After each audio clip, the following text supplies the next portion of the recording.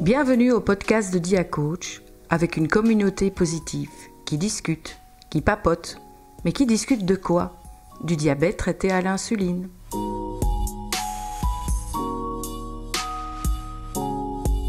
Bonjour et bienvenue dans notre Facebook Live podcast saison 3 épisode 2. Nous avons plus de saisons que d'épisodes, mais c'est normal, on a pris beaucoup de retard. Je m'appelle Nathalie, patiente experte et présidente de l'ASBL DiaCoach. Nous sommes en direct et vous pouvez dès à présent poser vos questions dans les commentaires que Yves ou Marina me transmettra. Aujourd'hui, nous accueillons Vanessa du centre Osmose, chien d'assistance et notamment pour les diabétiques. Bonjour Vanessa, depuis combien de temps votre association existe? Pouvez-vous vous présenter? On a créé Osmose en 2010. Je dis toujours que ça fait 10 ans qu'Osmose existe, mais en fait, je pense que le Covid nous a fait oublier beaucoup de choses. Donc, les années Covid, je les ai un peu oubliées. Donc, maintenant, ça fait 12 ans que Osmose existe. Ok, donc vous êtes la présidente et la fondatrice en fait? Donc en fait, je suis la directrice, ma maman est la présidente. D'accord. J'ai dû sortir du comité parce que maintenant je suis employée de l'ASBL, donc fatalement, on ne peut pas tout faire. Oui, j'ai pu créer ma place, donc je vis de ma passion après quelques années. Et donc, je dirige l'association. Je fais en sorte de mener des nouveaux projets, de former les chiens d'assistance, de former des chiens pour les personnes diabétiques, de former... Donc, je ne sais pas si ça fait partie des questions futures, mais voilà. Je vais directement. Alors, qui est Osmose?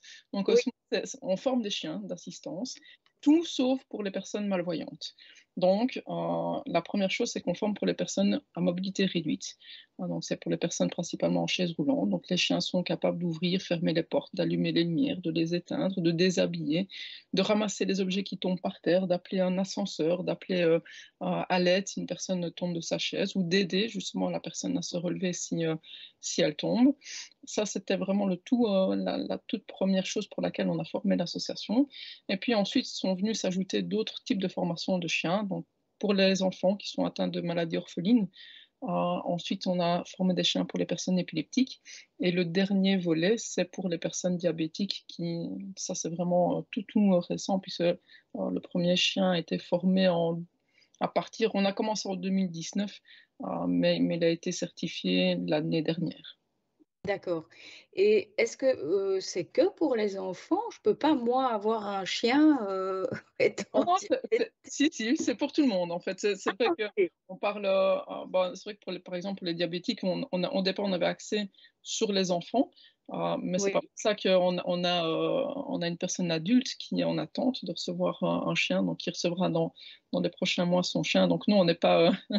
on n'est pas raciste contre les adultes, c'est juste que voilà, il fallait qu'on commence par quelque part, et on s'est dit, pour commencer, on commence par un enfant, pour essayer d'accompagner au mieux l'enfant dans son diabète, dans sa vie quotidienne, dans son enfance, dans le contact qu'il a avec les autres enfants. Et le but, c'était d'avoir le chien qui grandisse et qui accompagne l'enfant en grandissant, en fait. C'est pour ça qu'on a choisi un enfant pour débuter, mais c'est pas pour ça qu'on ne forme que pour les enfants. Il y a aussi pour les adultes, que ce soit des personnes handicapées ou que ce soit des personnes malades. Il y en a pour tout le monde. Il n'y a que les personnes, les enfants autistes, où là, on a une limite d'âge où on ne donnera un chien qu'à un enfant en dessous de 7 ans. Parce qu'on sait que si l'enfant a plus de 7 ans, il y a beaucoup de choses qui évoluent. Jusqu'à 7 ans, ça évolue énormément. Et depuis 7 ans, les choses évoluent, mais beaucoup moins. Et on sait que l'impact du chien après 7 ans n'est pas le même, voire peut être même très, très compliqué, et pour l'enfant et pour les parents. Donc, c'est vraiment la seule maladie ou la seule partie où le chien va en dessous d'une limite d'âge, mais tous les autres, c'est de très petits. On a offert des chiens à des enfants de 2-3 ans. Et ici, il y a, je pense, une personne qui a 60 ans qui va recevoir son chien dans les prochains jours. Donc, non, il n'y a pas de limite d'âge. Ok. Et par rapport au diabète, qu'est-ce qu'il apporte le chien aux personnes diabétiques? Alors, ça dépend de quel point de vue on se place, parce que c'est même le chien d'assistance en général, il y a toujours le côté fonctionnel et c'est souvent ce côté-là qu'on voit en premier, ou c'est surtout ce qu'on arrive à expliquer parce que c'est très, on peut nommer les choses. Pour un diabétique, une personne diabétique, le chien, on l'entraîne à détecter les hypo et les hyperglycémies. Donc, à partir d'un certain seuil, le chien va prévenir le maître, tu arrives en hypoglycémie ou tu arrives en hyperglycémie, puis après, c'est à la personne à gérer son diabète en fonction de quel seuil il est, quel taux il est. Ça, c'est le côté, je veux dire, technique, pratique et facile à expliquer, mais il y a tout le côté relationnel, il y a tout le côté, je veux dire, de médiation entre la personne qui est malade et le monde extérieur. Donc ça, c'est quelque chose qui est pas visible, qui est très peu palpable, mais qui est pour moi une des parties les plus importantes en fait du chien d'assistance, c'est tout cet aspect émotionnel. Le fait d'avoir le chien avec soi, déjà, ça permet de ne plus penser à la maladie ou de ne plus penser au handicap. Donc quand on parle de diabète, alors oui, il y a des machines, mais il y a toujours à un moment donné à quel taux j'en suis, ou vérifier la machine. Tant que le chien est là, si le chien ne prévient pas, on sait que le taux il est bon. Alors déjà, par rapport, il y a des tests qui ont été aussi réalisés, c'est que le chien va plus vite, peut aller plus vite que la machine, parce que l'odorat, il fonctionne en permanence, contrairement à une machine qui ne teste pas toujours. Je m'en doutais un petit peu que, en fait, le chien détecte plus rapidement que la glycémie descend et ça va aboutir à une hypoglycémie. En fait, c'est exactement. Et ce qu'il y a, c'est que des fois, même le chien prévient, mais si on se teste, on est toujours, enfin si vous testez, vous êtes toujours dans la bonne glycémie, dans le bon taux de glycémie. Oui. Le chien, il continue à alerter. Et on dit, ben non, je suis juste. Ben non, le chien, il sent déjà l'organisme qui est en train de changer. Et donc, il sait qu'après, ça va descendre ou ça va monter. Ça dépend dans quel sens c'est. Mais le chien sent le changement d'organisme. Donc, il est un poil plus rapide. Un poil, c'est le cas de le dire d'ailleurs, un poil plus rapide que les machines parce que son odorat fonctionne en permanence. Et ça, c'est déjà quelque chose qui est différent par rapport aux machines. Et donc, le fait d'avoir le chien qui soit là, ça a ce côté rassurant. Et on sait que dans toutes les maladies, le fait d'être rassuré, le fait d'être serein, ça influence sur la maladie. Bien sûr. Ça, c'est psychologique. Je ne comprends absolument rien là-dedans. Et donc, le fait d'être vraiment rassuré par la présence du chien, ça a une influence positive, en fait, aussi sur le diabète. Le diabète, ce n'est pas un miracle non plus. Le chien n'est pas une solution miracle. Ça ne va pas empêcher les hypo et les hyperglycémies, mais en tout cas, ça permet de temporiser, de calmer un petit peu et je veux dire, d'essayer de stabiliser un peu plus la glycémie parce que déjà, on est en confiance avec son chien. Ça, c'est dans la relation qu'on a avec lui, mais il y a aussi tout cet aspect relationnel vis-à-vis des autres. C'est là où je parlais de chien médiateur. Le diabète est une maladie, un handicap, on peut parler de handicap, qui est invisible. Aux yeux des gens, les autres ne savent pas qu'il y a une personne diabétique, qu'il y a une personne épileptique. Et même quand ils le savent, ils ne comprennent pas toujours pourquoi un enfant doit manger du sucre en classe, doit faire ceci, doit faire cela à cause de sa maladie. Mais le fait que le chien soit à côté, ça donne du crédit à la maladie. Alors c'est dommage que ce soit comme ça, mais ça donne une certaine crédibilité et dire ok, si le chien il est là, si le chien il dit que tu es en hypo ou en hyperglycémie et que tu dois manger quelque chose de sucré pour ton diabète, alors c'est normal. Et donc en fait le regard des autres change complètement. Et d'un regard qui est jugeant, on passe à un regard, je veux dire, normal. Et ça c'est quelque chose qui est souvent difficile à expliquer, qui n'est absolument pas palpable, mais qui est une partie qui est très très importante. On a des personnes handicapées qui ressortent de chez elles au départ pour promener le chien, et d'un coup les gens s'adressent à eux, alors que avant, souvent d'ailleurs. Est-ce qu'on peut dire que ça apporte une forme de bienveillance par rapport au regard? Les gens sont plus bienveillants envers le diabétique? Oui, tout à fait. Déjà, en fait, on est considéré, et ça c'est du dire de toutes les personnes qui ont un chien d'assistance, peu importe la fonction du chien, peu importe le métier, c'est qu'on est considéré comme une personne à part entière. Donc on n'est plus malade, on n'est plus handicapé, mais on est une personne. Avant la maladie, avant le handicap, on est une personne. Et c'est ça, et c'est la réalité. C'est qu'on est tous des personnes avec nos forces et nos faiblesses. Et moi, j'ai mes forces, mes faiblesses. Je ne suis pas handicapée, je suis malade, mais j'ai d'autres handicaps. Je suis timide de base, et je considère ça comme un gros handicap. Mais pour les gens, c'est pas grave. Mais par contre, s'il y a un handicap, si c'est visible, si on doit faire quelque chose, si on fait une crise d'épilepsie et qu'on tombe, ben là, ça devient gênant, on tourne la tête. Mais le fait d'avoir le chien à côté, c'est oh, le beau chien. Parce que bon, on prend pas n'importe quel chien non plus, c'est oh, le beau chien. Et du coup, il y a un casting. Ah oui, tout à fait. Et du coup, on voit la maladie ou le handicap vraiment d'une autre manière. On a des personnes qui traversent, qui changent de trottoir hein, quand ils voient une personne en chaise roulante, mais le fait de voir le chien à côté de la chaise, c'est ah bah oui, bonjour. Et du coup, bah, les gens ressourient. Et ça c'est quelque chose qui est vraiment important et qui change la vie en fait d'une personne. Donc c'est pas le fait, voilà, si on reparle du diabète, c'est pas que le fait d'alerter sur les hypo, les hyperglycémies, c'est le fait d'être en confiance, c'est le fait d'être avec quelqu'un tout le temps, c'est le fait d'avoir un compagnon sur lequel je puisse compter, mais c'est aussi quelqu'un qui change le regard des autres. Et ça, pour moi, c'est une des grosses batailles que j'ai actuellement, ou depuis quelques années, c'est d'essayer de changer ce regard sur la maladie et sur le handicap, parce qu'on a encore beaucoup de travail à faire en Belgique. Mais je vais vous dire que la personne qui a le chien diabétique qui détecte les hypos, les hyper, c'est comme si on se sentait compris. Mm-hmm. Parce que lui, il ressent et ça fait... c'est parce que de l'extérieur, le ressenti n'est pas la même quand on fait une hypoglycémie et qu'on la vit. Et j'imagine que il doit y avoir une grande relation par rapport au chien.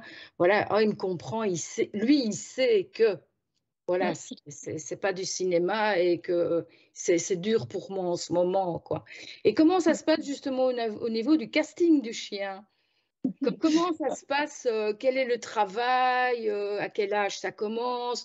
Avec les familles d'accueil? Enfin bon, j'imagine qu'il y a tout un énorme travail derrière qui vient de votre part pour arriver à ce beau résultat. Expliquez-nous un petit peu comment ça se passe. Ok. Ok, déjà, il doit être beau. Pardon? Le casting, il doit être beau. Il est surtout très important parce que c'est ça qui fait qu'on pourra donner des chiens après. Parce que si on n'a pas un bon casting de départ, ben on ne peut pas offrir des chiens après. Donc c'est vraiment la base. Alors on travaille majoritairement, alors même si le premier chien qu'on a offert à une personne diabétique est un Springer Spaniel, donc c'est une race qui est très spécifique, on travaille majoritairement avec des Golden Retrievers ou des labradors. Ça, je pense qu'à peu près tout le monde connaît cette race-là. C'est une race qui a été créée par l'homme pour ramener le gibier d'eau. Donc, ils doivent ramener les canards, mais sans faire de trous dedans. Et en fait, une des premières fonctions de nos chiens, c'est de ramener tout ce qui tombe par terre aux personnes handicapées. Donc, ça peut être une paire de lunettes, ça peut être un téléphone, ou quelque chose qui est hors de portée de main, une télécommande, une boîte de conserve dans un rayon, donner un portefeuille à la caisse. Et donc, le chien, il doit prendre beaucoup d'objets en gueule, mais sans les casser. Donc, ils ont ce qu'on appelle la dent douce. Donc, ils peuvent ramener sans faire de trous dedans. Ils tiennent suffisamment fort pour ne pas laisser tomber, mais pas trop fort pour ne pas casser non plus. Donc, ça, c'est quelque chose qui est très important. C'est une des raisons pour lesquelles on prend les Golden Retrievers. Une autre raison, c'est qu'ils ont une bonne taille. Et comme on travaille beaucoup avec des personnes handicapées, ça permet qu'ils allument des lumières, ça permet qu'ils payent à des comptoirs, qu'ils mettent les pattes sur les comptoirs, ça permet qu'ils aident la personne handicapée à se relever. Et comme je disais avant, c'est le changement de regard. Donc, si on met un berger allemand à côté d'une chaise roulante, qui peut faire un excellent travail, ça va faire peur aux gens. Et donc, ils vont encore détourner la tête. Oui, exactement. Attention, on ne touche pas. Exactement. Et nous, ce qu'on veut, c'est créer la relation. Et donc, avec le berger allemand, on va encore écarter. Donc, si on met un golden à côté, c'est oh le beau chien, et c'est oh c'est trop mignon. Donc, il a ce côté socialement qui est très acceptable en fait.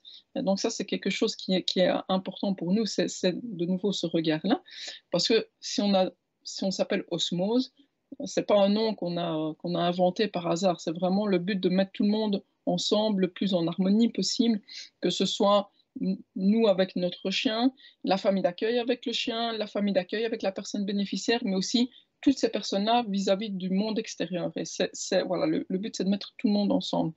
Alors, on travaille un peu d'une manière spécifique. C'est que dans toutes les associations de chiens d'assistance, ils placent le chien dans une famille d'accueil pendant 1 an et demi à peu près. Et puis après, c'est le centre qui reprend le chien et qui forme le chien pour le futur métier. Nous, on travaille d'une autre manière. Pardon? Ah oui, c'est comme ça que ça se passe. Retiré de la famille d'accueil. Et puis, ce sont des éducateurs canins qui forment le chien pour être chien guide, chien d'aide, chien d'alerte, enfin, peu importe. Et nous, on travaille d'une autre manière, c'est que la famille d'accueil a le chien à partir de quand il a 2 mois, donc quand on sort de l'élevage, mais elle garde le chien jusqu'à la fin de la formation, donc jusqu'à 2 ans. C'est la famille d'accueil qui va garder le chien et c'est la famille d'accueil qui va former le chien pour son futur métier. Et donc, c'est beaucoup plus dur. Éducateurs alors? Non, ce sont des familles comme vous et moi, enfin non, pas comme moi, mais comme vous, il faut avoir du temps à disposition. Il faut avoir du temps, parce que fatalement, ça demande beaucoup plus d'investissement, mais ça ne demande pas de prérequis de base, en tout cas. Juste vraiment beaucoup de temps pour sociabiliser le chien, surtout, et pour faire toutes les commandes spécifiques pour le futur métier du chien. Et pendant 1 an, une grosse année, 1 année et demie, en fait, on a une formation de base pour tous les chiens. Peu importe, on ne sait pas encore en fait chez qui il sera, chez qui il ira. C'est vraiment une formation commune où on travaille beaucoup la marche en laisse parce que c'est quelque chose qui est très important, c'est d'avoir un chien qui marche en laisse absolument sans tirer, qui ne tire pas, qui soit fiable, peu importe s'il voit des autres chiens, des autres personnes, des canards, des oiseaux, je ne sais pas, j'invente, ou qu'il y a beaucoup de bruit autour, il devrait être le plus confiant possible à côté du maître. À côté du fait de ne pas tirer, c'est ramasser les objets. Et même pour une personne diabétique, ça peut servir pour aller chercher les médicaments, par exemple, si ça peut être nécessaire. Après, il y a le fait d'être calme partout où on va. Donc, c'est des chiens qui sont acceptés, peu importe qu'on est au cinéma, au restaurant, à l'hôpital. Le chien vient partout avec nous. Donc, c'est important que partout où il va, le chien soit le plus calme et le plus posé possible. Il doit être le plus discret possible. Et donc, c'est vraiment ça. Pendant 1 an et demi, on a une formation qui est vraiment commune à tous les chiens.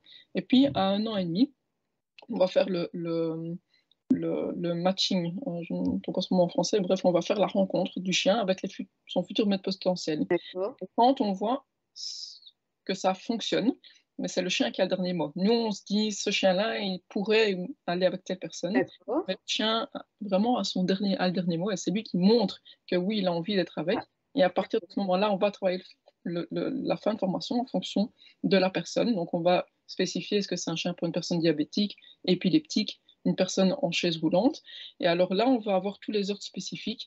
Je parlais par exemple pour les personnes handicapées, le fait de déshabiller, le fait d'ouvrir les portes, le fait d'allumer les lumières. Pour les personnes diabétiques, ça va vraiment être le fait de travailler sur l'odorat, donc le fait de détecter les hypos et les hyper. Comment on travaille ça?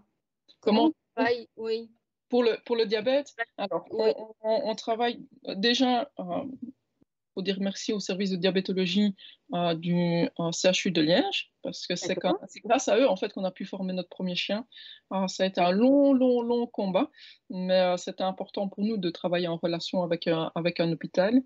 Comment est-ce qu'on fait? C'est que quand on demande à des patients, au départ on a demandé à l'hôpital justement, à tous les patients qui étaient hospitalisés, on prend des cotons, c'est les petits cotons comme chez le dentiste qu'on met en bouche, vous voyez? Oui. Je pense que tout le monde connaît ça. Ça peut se faire autrement, mais voilà. En tout cas, nous, on fait avec ça. Et en fait, quand on a un certain seuil de glycémie, en hypo ou en hyperglycémie, on met ce coton-là en bouche pendant 1 minute, et puis après, on le met dans un sac plastique, et ce sac, on le met au congélateur. Nous, après, on récupère tous ces cotons-là, donc tous les échantillons qui sont imbibés de salive qui est en hypo ou en hyperglycémie. Donc, il y a un certain nombre de rats, en fait, sur ce coton-là. Et puis après, on va faire sentir ce coton-là au chien et on va lui dire, quand tu sens ça, tu dois faire une action. Alors, par exemple, le premier chien, il grattait son maître pour dire, je sens cette odeur-là. Alors maintenant, on a dit gratter le maître, on ne le fait plus parce que ça fait vraiment mal. On n'avait pas pensé, c'est véridique, hein, on l'a entraîné l'hiver, donc on était en pull, en jeans, donc ça allait. L'été, ça ne le faisait plus. Puis l'été, c'était beaucoup moins marrant en fait. Non.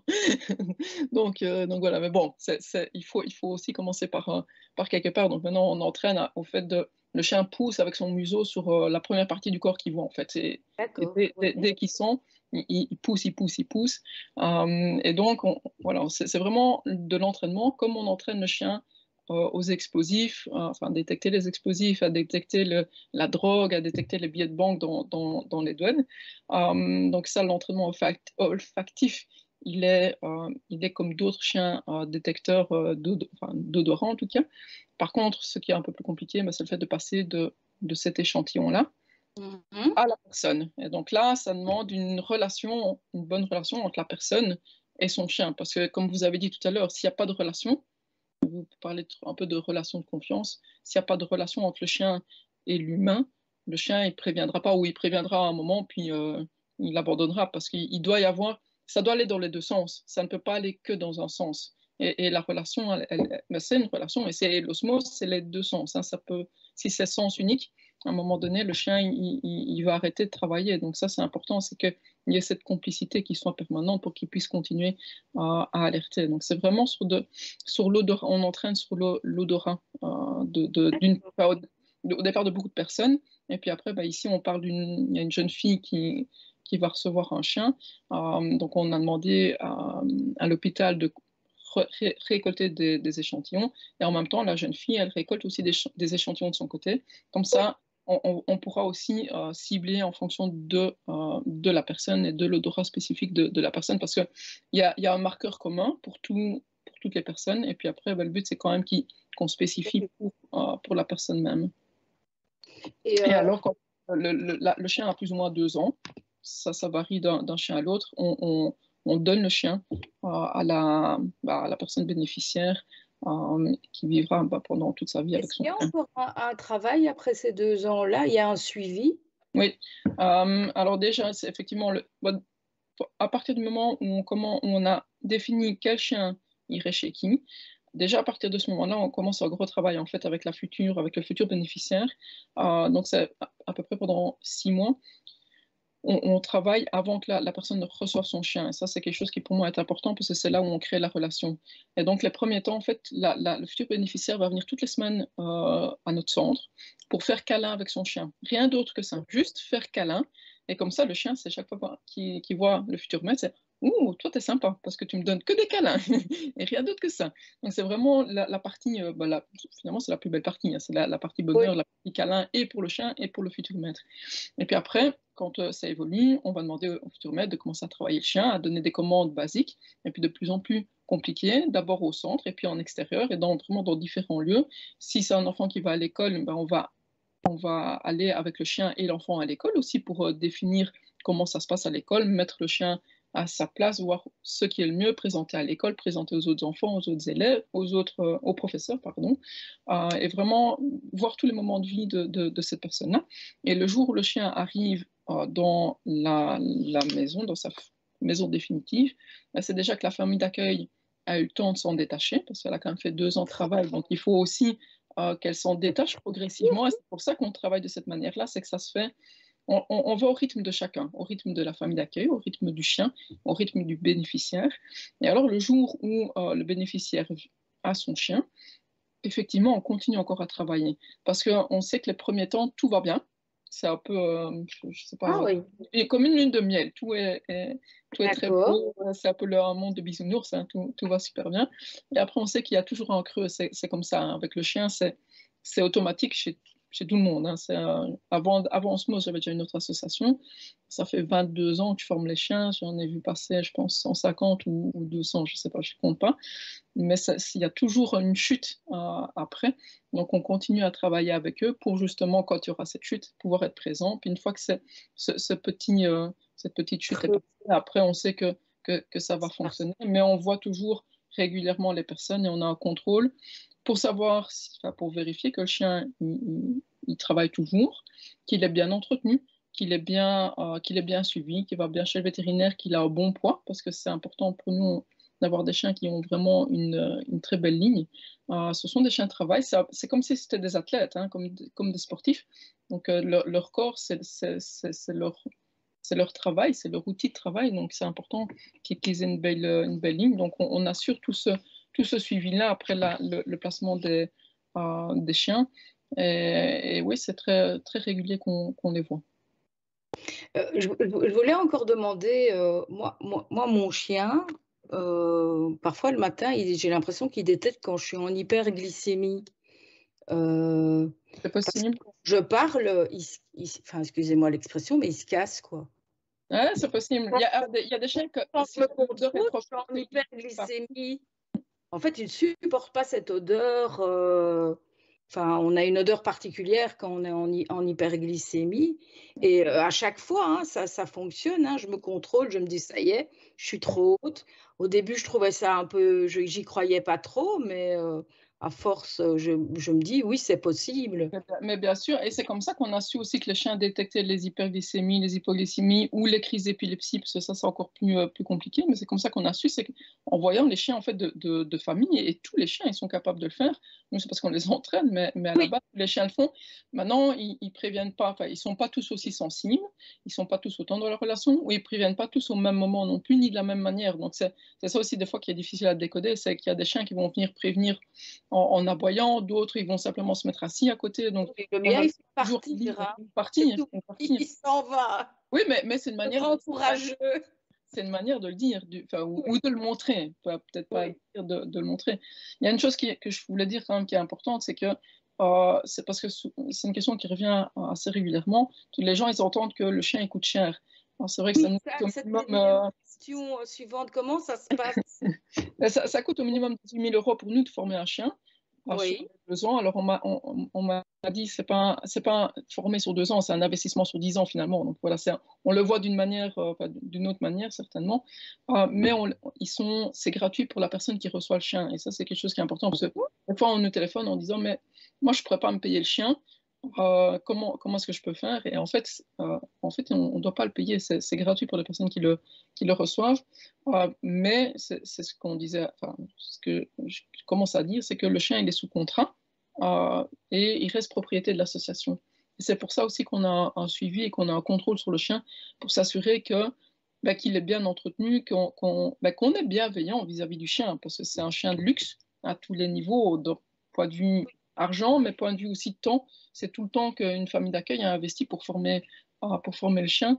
Donc c'est important d'avoir ce droit de regard sur le chien. Donc oui, ça coûte cher, mais il est offert à la personne. Et ça, c'est quelque chose qui est très important. mais ça, en fait, je pense qu'il y a énormément de personnes qui ne savent pas ça. Ouais. Mais c'est pour ça que je le dis, parce que je pensais que ça... Ah, c'est super Parce qu'on le note important. tout le temps, hein, c'est dans toutes les communications. Enfin, chaque fois qu'on a des folders, enfin, partout où on peut, chaque fois qu'on parle du prix, on dit toujours après que c'est gratuit pour la personne qui le reçoit.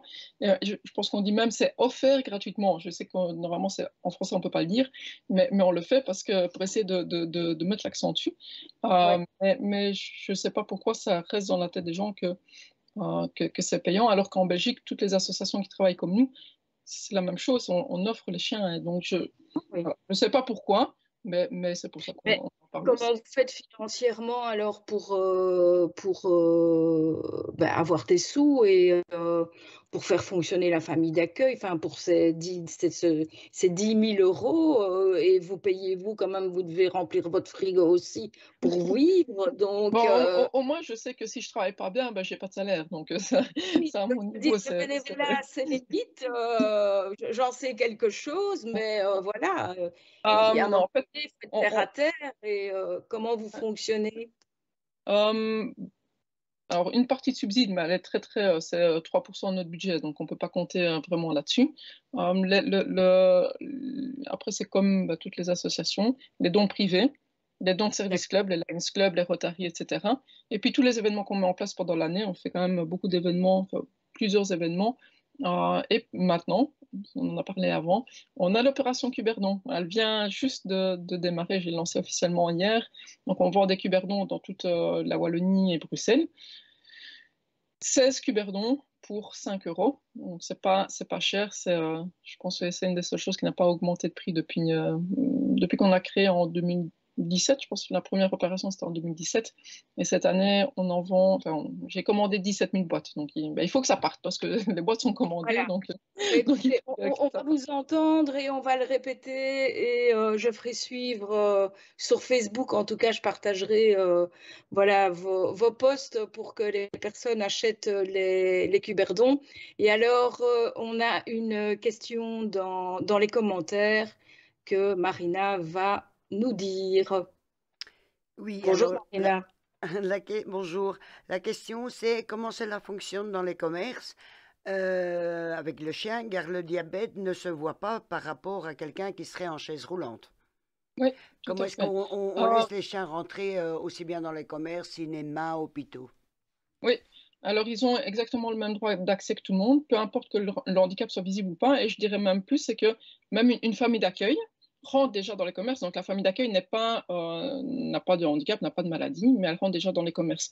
Donc ce qui est important, c'est qu'il est un dossard. Donc c'est pour ça qu'ils ont un espèce de harnais. Il est en général bleu et jaune. Enfin les nôtres, en tout cas, ils sont bleus et jaunes.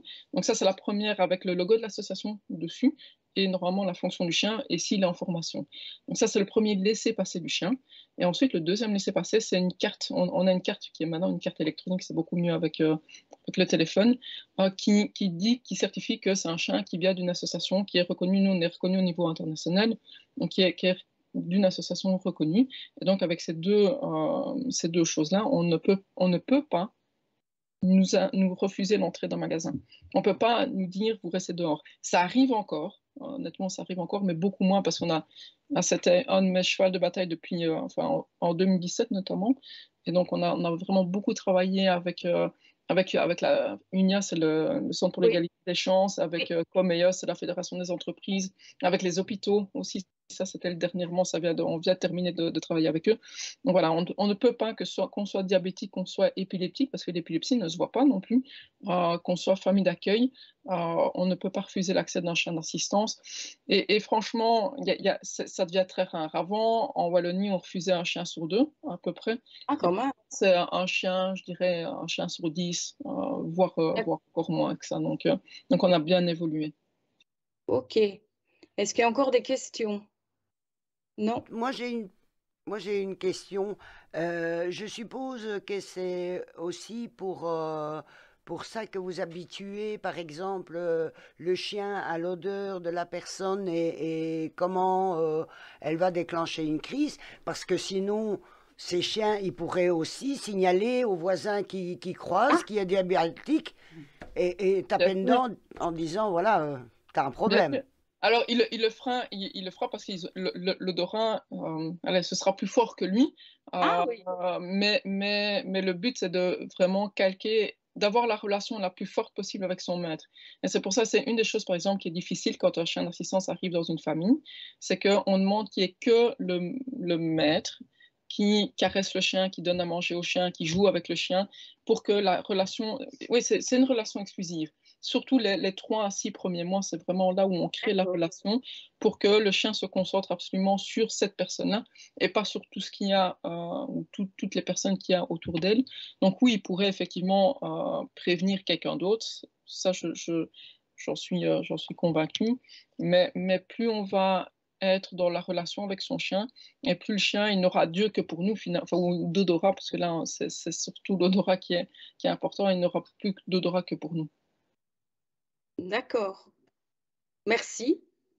Ben, écoutez, en tout cas, un super grand merci voilà, d'avoir expliqué ça, parce que je trouve que c'est pas encore assez connu, reconnu, et voilà, quand on vous entend parler, vous avez quand même un gros travail déjà depuis plusieurs années derrière. Donc, ben, voilà, j'espère que grâce à ce Facebook Live, on vous fera un peu plus connaître et je pense que moi, je vais m'inscrire dans la liste, quoi. Voilà. Vous avez appris quelque chose. J'imagine que la liste est longue et comme, voilà, d'ici là... Il faut savoir qu'il y a à peu près 2 ans d'attente pour avoir un chien. Voilà. Parce que c'est le temps de les former. On met le nombre de chiens en formation en fonction du nombre de demandes qu'on a. Et puis, on n'a pas une liste extensible non plus. Et on on est aussi, enfin, on est grand et petit en même temps, donc ça demande du temps de former les chiens, de les suivre, surtout de la manière dont on travaille. Donc on peut pas avoir, on n'a pas une énorme équipe non plus, donc il faut pouvoir assumer. Et surtout la qualité, pour moi c'est quelque chose qui est important. Je disais, on ajoute chaque fois des projets en plus, mais ils sont réfléchis et c'est une chose à la fois. Et on ne veut pas non plus que ce soit démesuré. On ne veut pas grandir démesurément non plus. Et ça, c'est quelque chose qui est important pour nous. Donc voilà, il faut prendre le temps. Ça c'est quelque chose qu'on n'a plus l'habitude non plus. Dites-moi. Comment fait la personne quand elle ne peut absolument pas aller avec son chien, je sais pas, style vacances, festival. Comment fait la personne si elle ne peut absolument pas aller avec son chien? Donc elle ne le prend pas alors. Comme par exemple un concert, des vacances où il faudrait prendre l'avion. Ils sont autorisés dans l'avion, ils sont autorisés au concert, ils sont autorisés. C'est vrai? Mais bien sûr, oui. Ouais. Ouais, on travaille pour ça. Hein. Alors, par exemple, pour les concerts, pour les avions, on doit prévenir à l'avance. Hein. On ne peut pas arriver comme ça et dire j'ai mon chien avec. Quand on réserve le billet d'avion, on doit dire je suis accompagné d'un chien d'assistance. Donc, il y a un accès qui est spécifique. Ils mettent dans une rangée qui est spéciale pour le chien. Oui, comme les personnes en chaise roulante, un peu. Mais exactement. Donc, on ne peut pas. Peu importe, en fait, on peut pas refuser. Maintenant, c'est vrai que souvent, on essaie d'anticiper, alors pas au magasin, parce que ça fait partie du quotidien, mais on essaie d'anticiper quand c'est quelque chose qui est spécifique en disant je serai accompagné de mon chien. Quand on va à un spectacle, à un théâtre ou quoi, souvent on dit je suis accompagné de mon chien, et comme ça, les gens essayent aussi de placer du côté de la rangée, du côté d'une rangée pour que le chien soit à l'aise. Donc, voilà, et moi j'essaie toujours. Alors, je dis pas il y a encore des refus, je dis il y a encore des refus, ça existe encore. À ce moment-là, moi je demande qu'on soit gentil avec les gens, qu'on ne se fâche pas avec parce que ça sert à rien. Et puis après, nous on les recontacte, on explique la nécessité parce que en fait ça vient de l'ignorance parce qu'il y a la loi. Et je vous assure qu'on a les meilleures lois en Europe, on a les meilleures lois qui existent concernant les chiens d'assistance. Mais après, les gens, soit ils ignorent la loi, après ils ignorent, des fois c'est une question de bon sens ou de mauvais sens, voilà, ça c'est autre chose, ou de mauvaise foi. Et puis après, des gens ne connaissent pas, en fait, ils ne comprennent pas qu'un chien peut alerter une future crise d'épilepsie, peut alerter les hyperglycémies. Et donc, c'est important d'expliquer la nécessité, en fait, du chien et pourquoi il est utile à côté du maître. Est-ce que pour le chien, moi il vient de dire la question dans l'oreille, est-ce que pour le chien, c'est un problème, lui, d'aller par exemple à un concert, à un festival, peut-être ça peut être, et c'est pour ça qu'on essaie de les sensibiliser le plus tôt possible à tout. Alors, fatalement, on va essayer de demander de ne pas les se mettre à côté des baffes parce qu'ils ont quand même une ouïe qui est plus développée que la nôtre. Donc, l'odorat et l'ouïe, c'est les sens qui sont les plus développés chez le chien. Donc, il faut quand même qu'on soit respectueux vis-à-vis du chien. Donc, oui, on va demander de faire attention à où on va. Mais nous, le travail de la famille d'accueil, c'est là où je disais que ça prend beaucoup de temps, mais c'est toute cette socialisation-là. Et par exemple, on est allé avant le Covid. Pendant 3 années, on est allé aux Francophonies. On avait un stand là-bas et c'était le but aussi, c'était de sociabiliser les chiens depuis tout petit jusqu'à plus grand, en allant au départ le plus loin possible et puis en les approchant. Et en fait, le but d'une famille d'accueil, c'est de dire aux chiens, peu importe où tu es, c'est un contexte qui est normal. Donc, ce qui nous ne paraît pas toujours normal, mais peu importe, voilà, c'est le chien, peu importe le contexte où il est, il doit trouver ça normal, qu'il soit dans une gare, parce que ça peut être ça aussi, il y a la gare, il y a la campagne avec les veaux, les vaches, les cochons, peu importe ce qu'il croise, ou peu importe où il est, mais on essaie que ce soit normal pour le chien. Des fois, il y a des chiens qui sont plus sensibles. On a un chien, par exemple, qui est très, très sensible au bruit, et sa maîtresse qui adore, et elle va notamment en francophonie chaque année. Et c'est une personne en chaise roulante. Elle dit, OK, il y a quelqu'un qui m'accompagne, et elle laisse le chien à la maison sur ce moment-là parce qu'elle sait que son chien n'est pas bien. Et donc là, c'est une question de bienveillance envers le chien. Donc oui, il y a des moments où ils peuvent ne pas être avec leur maître, mais c'est le moins possible. Ils doivent être le plus possible au contact de leur maître. Oui, moi j'aurais une question. Est-ce que le chien, à un moment donné, est-ce qu'on peut le laisser seul et partir? On peut, mais si on a un chien qui l'aide, donc il n'y a pas de... Mais est-ce que ces chiens sont habitués à rester seuls? Alors, on les habitue, on demande aux familles d'accueil de leur apprendre à rester seuls. Venir. Ouais. Mais alors, en famille d'accueil, on leur demande d'apprendre aux chiens à rester seuls. Mais le problème, donc ils le font. Oui. Mais seulement après, souvent, ils ont une relation qui est tellement forte. Donc, quand ils sont après avec la personne handicapée ou malade, ils ont une relation qui est tellement forte qu'après, c'est vrai que c'est dur de laisser le chien seul parce qu'ils sont tellement... fusionnels. Ils sont fusionnels, ils sont 24 heures sur 24 ensemble, que c'est dur. Mais en fait, c'est dur pour les deux, et pour le chien, et pour et pour la personne bénéficiaire, parce qu'elle est pas habituée en fait à être sans son chien. On a une personne qui a été hospitalisée au CHU et on a bataillé pour que le chien rentre, et au départ il ne voulait pas, mais quand le chien est arrivé, ça a été l'explosion de joie, et pour le maître et pour le chien, et c'était tellement beau de voir ces retrouvailles-là que après, maintenant, le CHU accepte les chiens parce qu'ils ont vu tout ce côté bien-être, et puis après on sait que si le patient il est bien, ben, il guérit mieux aussi. Bien sûr. Vite, et donc ça a été vraiment une spirale positive à ce moment-là. Donc oui, ils ne sont pas habitués à être séparés. Ils peuvent, on les habitue petits, mais après ben, c'est une question fusionnelle, et là-dessus on ne peut rien faire, quoi. Ok. Il y avait encore une question, je pense. Mais... En fait, c'est signaler que Irène pourrait vendre les sachets de Cuberdon dans son salon. Donc voilà, déjà quelqu'un. Ah, cool. Ah, merci Irène. Merci d'être là. Je ne sais pas qui suis. Super, merci beaucoup Irène. Ben, écoute, je m'arrangerai avec Vanessa pour qu'elle me les envoie et on ira distribuer dans les commerces qu'on connaît sur Bruxelles. Donc, super. Mais voilà, écoutez, on a un peu dépassé le temps qu'on fait d'habitude, mais bon, c'était super intéressant et très, très, très vivant et très chouette comme rencontre. Donc, ben voilà, je voulais encore vous remercier, Vanessa, pour votre disponibilité et de nous avoir expliqué un peu tout ça, comment ça fonctionne. Je crois qu'on pourra encore en parler des heures et des heures.